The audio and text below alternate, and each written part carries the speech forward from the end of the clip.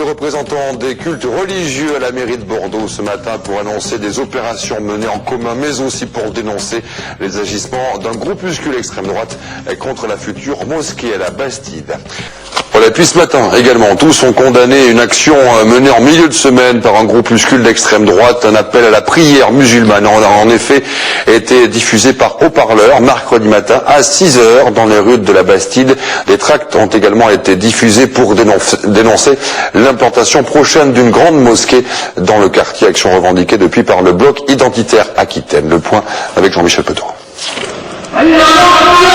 Sur ces images tournées par ce bloc identitaire d'Aquitaine, l'on distingue des militants du groupuscule d'extrême droite en train de distribuer des tracts et diffusant via un mégaphone saturé un appel à la prière dans les rues de la Bastide.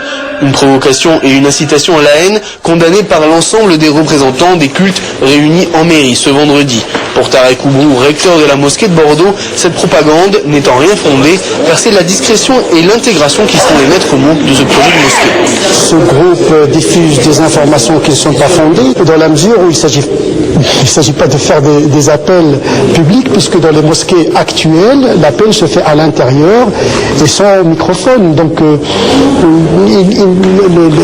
nos concitoyens ne doivent pas être apeurés parce qu'il s'agit d'une mosquée qui s'inscrit totalement dans le paysage français. Nos sermons sont en français, nos discours sont en français.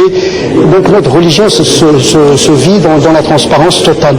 Le maire, lui, a rappelé le droit pour toute communauté à disposer d'un lieu de culte et a condamné cette action illégale du bloc identitaire d'Aquitaine.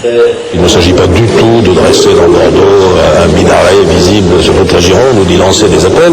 Le recteur de la mosquée de Bordeaux a sur ce point été extrêmement clair. Il est parfaitement normal que tous les cultes puissent s'exprimer. Donc je fais appel au respect de chacun et au refus de cette espèce d'extrémisme. Ce genre de manifestation tombe sous le coup de la loi, puisque pour diffuser des messages par haut-parleur dans les rues, il faut une autorisation. Comme vous le savez, tout cela est réglementé.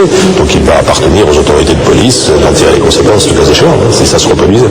Enfin, pour favoriser le vivre ensemble, la mairie devrait dorénavant réunir ainsi les représentants des différents cultes 1 à 2 fois par an.